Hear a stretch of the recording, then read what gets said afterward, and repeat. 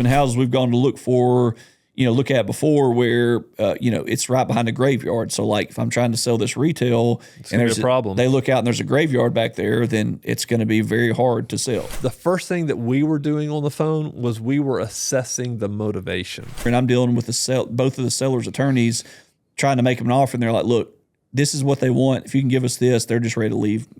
Right. We did buy houses like that. We got houses cheaper than what we thought we could. Yeah. Simply by asking. Yeah.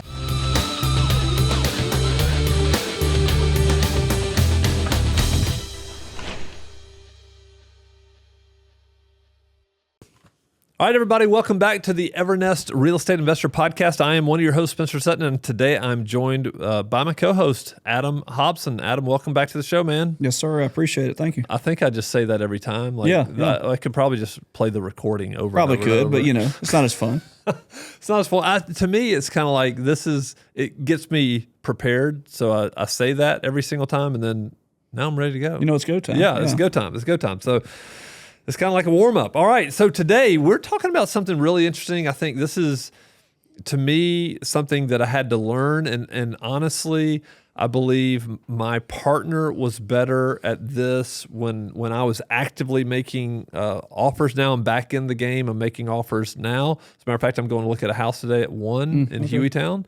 Don't know if it's going to be a deal or not. From an agent or a homeowner? From a wholesaler. Wholesaler, okay. Yeah. So you got to look at all these and getting back into it. But what we're going to be talking about is like buying houses for pennies on the dollar, because this is the key, right? You will make or break your real estate career by making these offers. And I have found that it's part science, part art, kind of a art to it. But my partner, I thought, was better at this because his personality profile was more of a, he wasn't super relational, even though he got along with a lot of people and everybody loved him, and he didn't like to go and make friends. So I mean, it wasn't like he wasn't a social person. Yeah. Right. He wasn't going to all the parties, and he didn't need to be the life of the party, but he wanted to win. He went by the numbers. He was just like, hey, this is he was like, this is it. And he was an attorney, and he just he never tried to hurt anybody's feelings, but he was okay making offers, and he didn't really like it. To him, it didn't matter that somebody said, well, can you give me a few more $1,000? Because, and he didn't care. He was like, this is the number. And this is what it is. But I think this is a really, really important part of the deal, because if you have a personality where you want people to like you, then this is going to be more difficult for you, because you're going to have to make offers that are going to make people sometimes angry at you. That's right. Yep. So we're going to talk about that today. But what we're going to do is we're going to walk through at least 4 different strategies or ways that you can make lowball offers and buy houses for pennies on the dollar, because that's really, really important. So Talk about just kind of the overall experience that you've had, just kind of your general feeling about making some of these offers when people are expecting something way up here, right? They're expecting the $100,000 offer, and you're making the $50,000 offer. What's that been like for you? Just kind of a general. Yeah, I mean, we'll get into all the different reasonings and why you say this kind of thing and how to say it, but it's not for the faint of heart. Put it that way. So, like you just mentioned, going to look at a house from a wholesaler. A wholesaler, you can basically, you can hurt their feelings. They're in the business, right? They're the ones negotiating for the deal. So like if they want 80,000 and you offer them 50, well, now it's up to them to say, hey, I've got to go back and get it lower because Spencer's my only option here. Nobody else wants it. So when you're buying from an agent as well, an agent, they're just the middleman. Anytime you're dealing with a middleman, it's always easier to make that lowball offer. But the homeowner, that's where it gets tricky, and that's where you come, there's all different situations. There's death, divorce, disease, all the stuff that happens why people would have to sell, right? Foreclosure. There's all kind of things. Yeah. And there was like 5 Ds. Deterioration was one of them, and another one. But anyway, all this kind of stuff, builds up, and you have to figure out that motivation. But overall, yeah, it honestly, it sucks sometimes to have to make these lowball offers. I really do wish I could give people more sometimes, but there again, I have to stick to the numbers and just try to make it work. you Yeah, know? that's right. Yeah, especially doing this full time, you've got to again. We've already talked about this, but you have to keep feeding the beast. If you're spending money on advertising, you have operational costs, operational expenses that you have to pay for. So companies need to make a profit. So Yep. let's get into this. I think these are some really good points here. So what I want to talk about first is, when I was getting a ton of leads every single month, the first thing that we were doing on the phone was we were assessing the motivation. Like, what is this person's motivation? Are they a motivated seller or are they not? Because if they weren't, then it probably wasn't going to make sense for us to go and waste our time and go look at it. That's right. And so let's talk about this. How do you pull motivation out of a seller? What are the things that you need to be talking to the people about, just so you can ascertain whether this is going to be worth your time or not? Yeah. Well, first thing I'll say is, a lot of times when you talk to people, especially when you first get started, let's say that somebody's listening to this, they want to go out and get a deal. They're maybe they're sending out mailers or postcards or whatever, or just word of mouth from friends and family, and they're going to make these homeowners an offer. Anytime somebody gets somebody that says, "Hey, I'm willing to sell this house," they think that's automatically a motivated seller, right? Somebody that says, "Hey, yeah, I'm willing to get a cash offer," that doesn't mean anything really, right? I mean, I tell people all the time, yeah, everything's for sale. If somebody makes me a ridiculous offer on my house, I can't refuse. Yeah, right. I would probably sell it. If it's worth $500,000 and somebody offers me $5 million, hey, you know what? I'll probably be out by the end of the month. Yeah, that's right. So anyway, all that to say, not everyone's motivated. So kind of as we were talking about earlier, pulling motivation out of a seller. So whenever somebody calls in, let's say it's from a postcard I have, right? I ask them kind of a series of questions to start with. So they'll call in and say, "Hey, I got your postcard. I'm interested in, selling my house. Kind of what's the process?" So the first thing I always tell people is, if you've got a nice, pretty fixed up house that's ready, it's just been remodeled, everything's been updated, you're 100% going to get more money if you put it on the market. And people are like, "Why do you do that? Do you not want to buy houses?" Well, obviously I do, but it's a time thing too, right? If I'm looking at 30 houses a week and I'm going out to just retail houses where people want retail prices, that's not a good idea. So it's a waste of your time. That's right. So whenever I say that, they'll say, "Well, actually, our house, we have remodeled everything in the last 5 years and we've got 2 or 3 agents coming out to look at the house today. I just thought I would call you first." Well, chances are I'm not going to be competing with 2 or 3 agents, because they are going to get more money if you find somebody that's going to live there and get a mortgage on it and it's in good livable condition, it's been updated, they're 100% going to get more money than selling it to an investor. So that's kind of the first thing is you say, okay, what's this motivation? So I know that type of person is not motivated, right? Another thing when you're pulling out this motivation is there are different questions to ask to see if they're motivated. So that's the first thing I always ask them. "Hey, is it been fixed up in the last 5 years? Have you thought about selling it with an agent?" If they say, "Well, no, we haven't done anything to it. It was my parents' house. So, we inherited it. It hasn't been updated since the 70s when I used to live here," right? Okay, so there's motivation one, needs updating. So that's the first motivation. So you say, "Okay, well, I know it needs updated, but, why are you thinking about selling it? Do you want to, have you thought about fixing it up and renting it out yourself? Have you thought about doing for sale by owner?" There's a chance that if you put it on the market, somebody might buy it and want to fix it up themselves. So, if they say, "No, we don't want to be landlords, we don't want to rent it," okay, so that option's out. For sale by owner, I don't want a lot of people coming through my house. I have a full-time job. We inherited this house. I'm always on the road. I live out of town. Okay, so they're not going to do it themselves. They've basically already told me they don't want to do it with an agent because they don't want people walking through their house. Another one could be, "I don't have any money to fix it up." That's right. Yeah. So that's another good point. I'll say, well, you could always fix it up yourself and rehab it and put it on the market. I don't have the money for that. I think it needs, $40,000 or $50,000 in work at least. I don't have that kind of money. Okay. So now we know we've all this stuff is added. They're not going to list it with agent, not for sale by owner. They're not going to fix it up and flip it. It's not going to be a rental. So the only option is they're going to sell it to an investor. And I'll say that. So I say, okay, so you're going to sell it to an investor no matter what. Yes, that's right. Okay. So I know that there is motivation here, and they're going to sell it to an investor. I want it to be me, right?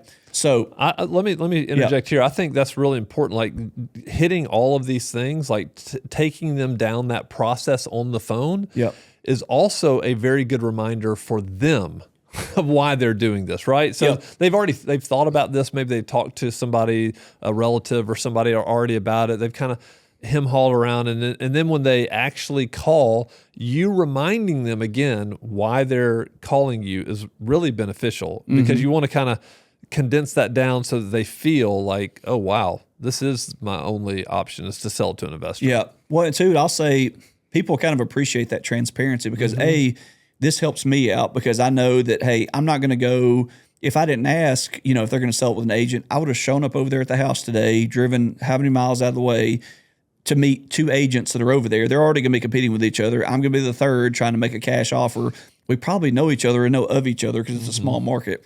So it saves you time. But also, I've had people say, I've talked to two or three other investors on the phone.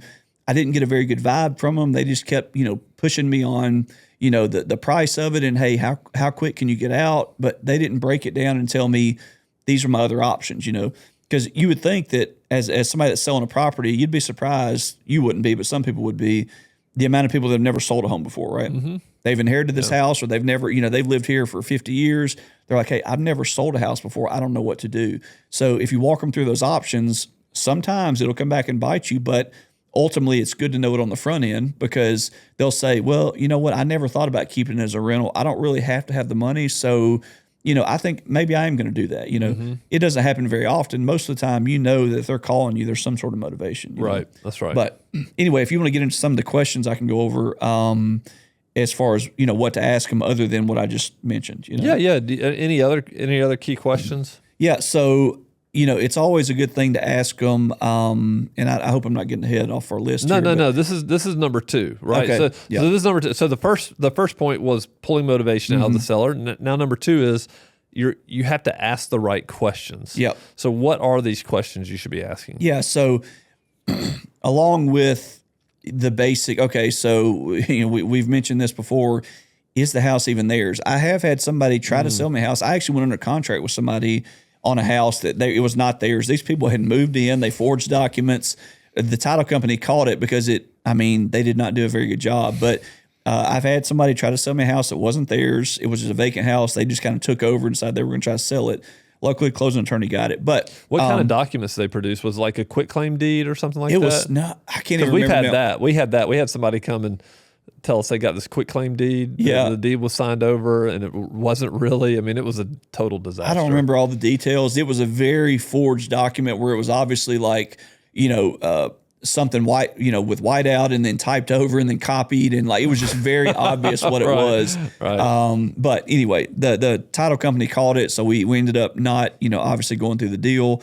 That house is probably still out there. But the questions you want to ask are, hey, if you're ready to sell this house, are you the only one on title? Because, sometimes you'll have one sibling that lives in town that is in charge of everything. They're the one paying the taxes, all this kind of stuff. Maybe they really want to sell it because they're motivated, but they have 5 other siblings. That's the word. I hate to hear this when they say, yeah, I want to sell it, but also I have 5 siblings, and I think they're probably all on board too. Anytime out of 10, how many houses do you buy? If you had 10 instances, you're going to buy like 2 of those? With multiple siblings? Yeah. Probably. Yeah. Because there's always one. I don't know why. It's always one sibling that lives out of town that wants like $1 million for the property because they're not there. They've not seen it. They live in California. They think everything is as expensive as California. Exactly. That's right. No, that's not true. You got 3 or 4 local people here that brothers and sisters, they all want to sell it. And there's this one that's just holding out. So, it's tricky to do. And we've been able to get it done sometimes by offering, a couple extra $1,000 to that person or whatever, but sometimes they're just stubborn, Sometimes it's an emotional thing. You have to kind of appeal to, well, look, this was your family home. I know you want this price, but this is the condition, and do you just want it to fall in? Because in my opinion, you're never going to sell it for that, Right, So that's right. Anyway, but asking about title issues, how'd you buy this property? Because there's, other states, there's tax liens, tax deeds, just like Alabama. You can buy a tax deed property, and some people think they're getting a clear title. They'll buy this for back taxes. nobody can test it for 10 years. And then they get down the road, they've been paying taxes for 10 years. They want to sell it and it's not a clear title. You know, you have to go through the process of clearing the title up, all this kind of stuff. So I always start off, tax deeds are a big thing around here, especially in the lower income neighborhoods. So first thing I always ask is, well, you know, how'd you get this? Is this an inherited property? Is this a tax deed? You know, kind of how'd you get this? And I know if they tell me, oh, well, this was, you know, my mother's house, I inherited it, you know, even if they didn't have a will, we know we can probably clear the title up. Right. But a lot of times they'll say, oh, well, you know, I bought it from the state 20 years ago. That's probably going to be a tax deed. It's not probably going to work for what we need it to do. Right. You know? So questions like that, I mean, you obviously want to ask all your normal questions like condition of the property, you know, are there any issues? There's been houses we've gone to look at before where, you know, it's right behind a graveyard. So like if I'm trying to sell this retail and there's a problem, they look out and there's a graveyard back there, then it's going to be very hard to sell, you know? So those are the different kind of questions. I'm sure you've asked questions before. What were some of the ones, or can you think of any? Yeah, the first thing we always ask was, how much do you owe on the house? Like if somebody asks, like somebody owed anything, we would kind of disqualify people right away. Now we did have one person that brought $20,000 to the closing table. To sell the house, which is very unusual. Unheard of. Yeah, usually we would say, well, how much do you owe on the house? And if it was a $200,000 house and they're like, oh, I owe $150,000, and we would just say, listen, our offer is going to be below that. So unless you're prepared to, you know, come to the closing table with some money, this is probably not going to work. And that way we just disqualified them right away. Yeah. They're not motivated. They're not that motivated. But also understanding a little bit about their situation. So I had a buddy, Brian and Bruce, they actually bought a house from somebody near my neighborhood that is like a neighborhood over. And their motivation was something had happened and they were unable to pay the mortgage. And so they were falling behind on their payments and they were about to lose the house. Yet they had tons of equity. They had like 80% of the house was equity, of the value of the house was equity. All they really wanted was to get out of the house so they wouldn't get foreclosed and lose their house. And they were able to pay them more than what they owed. They were able to pay them and give them some money. It really helped them out of the situation. So I think digging into finding out the real scenario of why they're trying to sell is always going to be helpful because it helps you understand kind of where they're coming from. And again, a lot of it is just not wasting your time. That's right. And then the other part of it is the psychology of it. Of how do I approach this? What's the best way? What's really going to move them? Yeah. Is it speed because they need to get out as fast as they can, or is it they want to feel like they got a decent deal for their parents' house or something like that that they inherited? Yeah. Well, I'll say too, like sometimes you ask questions and as you get into it, because I mean, people don't want to always, show all their cards, right? They want to keep them close to their chest. They want to, they're not telling you what the real situation is. So as you kind of progress and you get into, talking to people, which is good. I mean, people who hear me talk when I answer the phone, they know I'm from the South. I live in their same, I live in their general area versus maybe a cold caller from the Philippines or whoever that, they are not local. They can tell that, right? Yep. So, sometimes it takes building that rapport with these sellers to get them to open up, So like you may talk for 10 or 15 minutes about things and then, they might be very closed-lipped, but as you kind of break down a little bit, tell them, personal stuff, and I don't ever lie to people, but, people may say, oh, sorry, I couldn't, I couldn't call you back, or I wanted to call you back yesterday, but I was at my, my granddaughter's game or whatever. I'm like, oh, okay, well, my son plays soccer and my daughter plays volleyball. I know exactly what you're talking about. That's right. Little stuff like that just to show like, hey, we're human. This is just a human transaction. We're not just trying to scam you or whatever. Stuff like that is good as far as, building rapport. So I would say like if there's an opportunity for that, it's a lot easier going to somebody's house in person doing it because, you can say, you walk in, there's a, college football team. Alabama down here is really big, Alabama and Auburn. You see a, Alabama sign in their yard. You might say, well, hey, my wife went to the University of Alabama. We're Alabama fans. I never lie to people. I might tease them about being Alabama fans if I was an Auburn fan, but all that kind of stuff just builds rapport, Yeah, I was about to say building trust is really, really important. And so it's obviously going to be easier if you're local. Yep. Right. If the person selling is local and you're local and you can go see them and just say, hey, I live in this area. Also, hey, I've bought a lot of houses around here. Just down the street, I bought a house, 6 months ago down here. And we were able to do a great, something great with it, or it's a rental house now or whatever. I mean, just again, building trust, because people want to trust you. And so if they've spoken with 4 people and you're a local person and you're willing to go out and meet them and shake their hand and you just kind of pull up. I mean, my partner and I were big on like not having super fancy cars, because we were just like, hey, let's just, I had a pickup truck and I can't remember what he had, but they were just normal cars, because we didn't ever want people to think, oh man, look at this, they're driving up in a Porsche. That's right. They're buying houses. Like, even though the people, these so-called real estate gurus want to, they want to do videos with their Lamborghinis and stuff. The Lambos and stuff.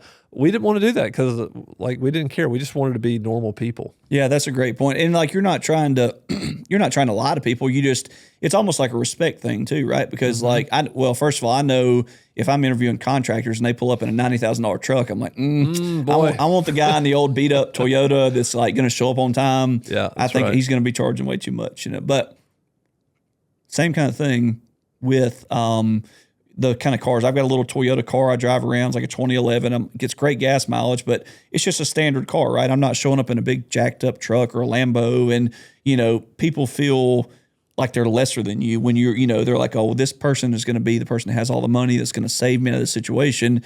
You just want to interact with them and be normal. So like, I would never wear a suit. I would never wear like just torn shirt and cargo pants. I guess somewhere in the middle, That's right. Somewhere in the middle. You want to look like a normal, average, respectable person, which I wear the same thing pretty much everywhere, so it works out for me. But you're right. I think pulling up in an average, low-key kind of car or vehicle kind of puts them at ease and just lets you're a normal person. That's right. So. All right, good. So those are some good questions to ask. Okay, let's move on to number 3. And this is where it kind of gets into the what I would call uncomfortable silence. Like, you have to be, and this is what my partner was way better at than I was. Yeah. And that is making an offer or asking questions and then just not saying anything. Yeah. To me, that's and there is a sales technique that I remember from years ago, a career ago, where they were talking about this. Like, the first one who speaks loses. That's right. Yeah. So when you make that offer, you just wait, even if it's uncomfortable. Yeah. Talk about that a little bit. So it's going to be kind of hard, because I know the last point I may have to. You want to put the last 2 points together? Yeah, that's fine. That's fine. So mention that last point, because it's going to. Yeah. So we're talking. So the point that we're just talking about was being okay with uncomfortable silence, but then also it's like, how do you keep a seller from getting angry and yelling at you? Yeah. Right. So because you're making this lowball offer, Yep. right? You're trying to buy this house for pennies on the dollar. They may think it's worth way more than what you're offering. So how do you do this? How are you okay with silence and keep them from So kicking you out of the house? First thing I always ask people too is, and this works about half the time, is, well, I want to give you as much money as I can, but do you have a price in mind that you're wanting to get for this property? So when I ask them, do you have a price in mind that you want? I just I'm quiet, like you just mentioned, until they say something, right? So there may be this awkward silence for 10, 15 seconds, and your brain is going crazy. You're like, oh, maybe I should just back up. Maybe I should say, I'll offer you 100, I'll offer you 120, whatever it is. Like you said, the first person that speaks loses. So you say, hey, do you have an offer in mind that you're, wanting to sell this house for? Let it sit, let it resonate. Half the time they'll say, no, I just want you to make me an offer.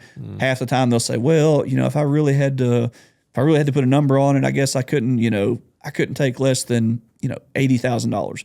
Well, you're already going to offer 100 in your head. So like, now you just got it 20,000 less than, what? So like, if they're wanting 80 and you can give them 80, then it works out for both parties. So I would always ask that first. It only works about half the time, but that's a great point, because I'm thinking back. We did buy houses like that. We got houses cheaper than what we thought we could. Simply by asking. Yeah. And a lot of that just is all based on, again, the motivation. Yeah. Like, how quickly do they want to get out of that house? That's right. Because if you've got somebody that I mean, I've bought houses before that are really good houses, and it's just a divorce situation. Doesn't need much work, but they're both so caught up in this divorce they've been dealing with for a year. It's messy. I've dealt with one attorney on one side, one attorney on the other, and I'm dealing with both of the seller's attorneys trying to make them an offer, and they're like, look, this is what they want. If you can give us this, they're just ready to leave, right. break even, be done with it. So, anyway, yeah. So that's the first question I would ask is, hey,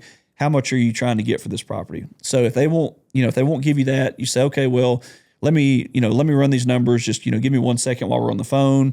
Maybe you're running the numbers while while you're talking to them. But regardless, to the last point, how not to get yelled at. Whenever I make this offer, I'll say, hey, Mr. and Mrs. Seller, I've got an offer up for you. And I do this too whenever I'm in person as well. Because typically when I'm in person, I will walk through the house and I'll say, hey, I can give you an offer today. Give me about 5-10 minutes. Let me go to my truck and pull everything out, right? And then I'll ask him one more time before I walk out the door, hey, so you don't have any kind of price in mind, any kind of starting point that you're wanting for this. I'll ask him a second time, maybe a different way. Sometimes they'll come out and say it. Sometimes it won't. So I'll say, give me 10 or 15 minutes. When I come back in or when I'm on the phone with somebody, I'll say, okay, I've got an offer for you, but I just have one thing to ask you. Just please, don't get mad at me about this. Like I'm not trying to. So you kind of jump ahead of this whole thing. Well, yeah, I try to jump ahead, but also does two things. Like when you tell them that, there's this. People have empathy for people, right? They're like, I'm like, look, please don't get mad at me. Don't, you're going to hate me. You're going to think I'm the world's worst. Like, please don't get mad at me.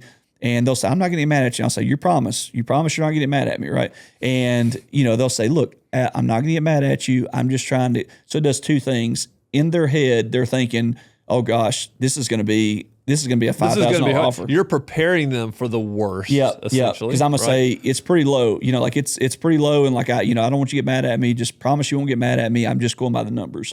So two things, like it kind of says they've already told you they're not going to yell at you, right? So they're like, look, I'm not going to get mad at you. I promise you, I'm not going to yell at you. Second thing is in their head where they think, okay, I could get 80 for this house. They're like, he's going to offer me $10,000 for this house, right? I've already told him I'm not going to get mad at him. He's going to offer me 10 grand. So I'll kind of go on. I've had it before where I've gone so long where people have said, look, please just tell me the offer. It's killing me.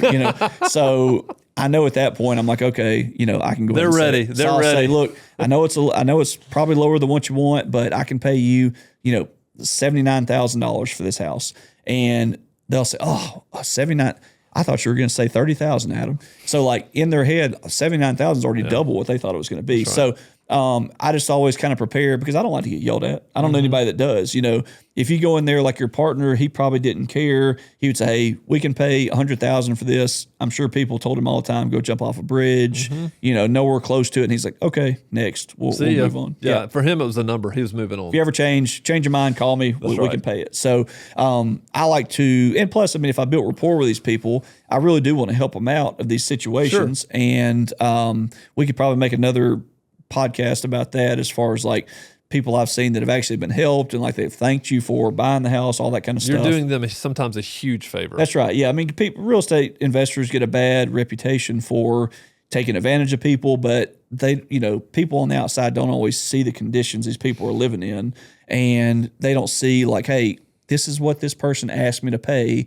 It just so happened I could pay that. They got what they asked for, and they knew I was going to make money on the backside, Right. And that's another thing too. I always tell people, look, I'm not going to lie. Like I'm in this business to make a profit. This is what I do for a living. This is how I put my kids through school. This is how I put food on the table. Most everybody who calls an investor knows that, But I've seen very crappy wholesalers tell people, it was really one instance, hey, I'm going to live in this house. I'm going to, we want to fix it up, raise a family here. I'm like, what are you doing? Yeah, like that's just total lie. It's going to come back and bite you, That's right. So anyway, But that is the thing. This is why investors sometimes get a bad rap. Is because you have people out there who will say anything and do anything to get a deal. And they're typically the loudest, yeah. And they're the loudest, and they're the ones that give a lot of people bad reputations. Mm-hmm. But like what they don't see too, and this is getting a little off topic, but a house I bought in Fairfield last month. This lady, Miss Jackie, she, I was buying this house from her, and it was like I was buying it for like $14,000. It was in really rough shape, but she was living there. she did not have any money to even move out, right? And she was like, well, I could probably stay with my daughter until, we move out of this, until we close and get the check. And she asked me, she was like, is there any way that you could give me a couple $100 up front to help me move out of this house? And I said, look, I'll tell you what, I'll give you $500 to help you move. That way you'll definitely have enough. And I knew there was a chance that I was, a deal could fall through, but she could change her mind. But I said, you know what? Even if something happens and I don't get this house, at least I helped her out. You know what I mean? So it is good to help people in those situations if you can. But all the time, we've helped people relocate, people move. People shoot, you're giving squatters cars. I know. Yeah, that hurt my heart. That was not helping. That was out of necessity, But anyway, so we not all real estate investors are bad. Of course, there's bad ones out there, just like every other industry. But there's also some good ones. But back to the how not to get yelled at. That's kind of the main strategy I use, prepping them for a low offer. 9 times out of 10, they know when they call you, it's going to be lower. And I always tell them, like, kind of the whole process we mentioned before is, hey, it's going to be lower than what you could get if you sold it on the market. Because we've got to make a profit, all that kind of stuff. So by the time you get to the very end and make an offer, you've already told them, like, hey, you've already went through all their options, given them options for it. They don't want to do any of those options. They want to sell it to an investor. You've already walked through the house. I go over repair cost with them and say, listen, this is what it's going to cost me to do it. And I say, I am going to make a profit after 3 or 4 months or whatever. And then by the time you make the offer, you built that rapport, it's typically not as bad as, some people, like your partner, maybe it's not like he was good at buying houses, but it's great. It doesn't work for everybody. Sometimes you may make an offer and they'll just hang up on you or whatever, and it is what it is. But I think it's always better, in my opinion, if you can build that rapport. But on the other side of that, there are type A sellers as well, where they care nothing. You can't build rapport with them, right? They're very stone cold faced. They say, I just need your offer. That they won't they won't open up about anything. You just have to make the offer. I've got 5 people coming. I'm going to take the highest bid. Just give me your number. Yep. I don't care about anything else. I'm literally taking the highest number. Yeah. And if that's the case, all you can do is make the offer. And that's right. That's right. And at the end of the day, this business it kind of comes down to just numbers. It's a numbers game, and you just have to keep finding those. Like, you just need more opportunities. It's kind of like at bats. Yeah, you're at bat, like hitting 300 in the major leagues is a big deal. Like you're just looking for like 1 out of 10 maybe. Yeah. On these, I don't know what your batting average is on making offers and getting them accepted, but I'm imagining it's not 500. No. So if I make an appointment and I get in front of a seller, about 85 to 90% of the time, I can close the deal in person. So, like, I'm way better in person, a lot more personable. 85 to 90% of the time, if I go on an appointment, then, and if it's not somebody who said, hey, we're just taking offers until the end of the month, right. leave us with your offer, whatever, I can typically close it. So you've got a great closing in person. In person, yeah. In person, that's right. But it's getting to that in-person meeting, because that's a tough part too. Yeah, right? That's right. Yeah, because also, in person, you can actually see the repair cost, and I can leave them an offer that day versus on the phone, you're going based off what they're telling you. So I guess maybe a final word to everybody listening. If you're trying to buy out of state, out of your market, and you're trying to do this on the phone, you're going to be at a disadvantage to local people. It's going to be harder for you to buy a house penny on the dollars, but it still can be done. And then again, it's just like you're going to need more numbers just to get that first deal. But people do it. I mean, wholesalers lock properties up on the phone with people all the time, every single day. I met in Dallas, I met several nationwide wholesalers. So they got big businesses and they buy houses all over the country and sell them. So it can be done. That's true. Well, I'll say one thing too. Have you ever read Never Split the Difference by Chris Voss? I have, yes. I have, yeah. The FBI negotiator, right? I highly recommend that to anybody listening. That Chris Voss, Never Split the Difference. Like you were mentioning, he's a former FBI negotiator. Really good book. Anybody that wants to negotiate it goes over into real estate as well. So. I probably have it on the shelf back here, actually. Yep. Probably do. So. Yep, good book. So that's it. That's great. How to buy a house for pennies on the dollar. Adam, thanks for sharing your tactics. I love, like, the one that I love is just you saying, hey, promise me you're not going to get mad at me. Yeah, yeah. Well, I don't like getting my feelings hurt. I you know So, that, yeah, but yeah. it does diffuse the situation and make them feel like, okay, if I've told them I won't want, then I can't. That's right. Yep. Yep. So that's great. All right, everybody, that's it for this episode, and we'll be back next week with another episode of the Evernest Investor Podcast.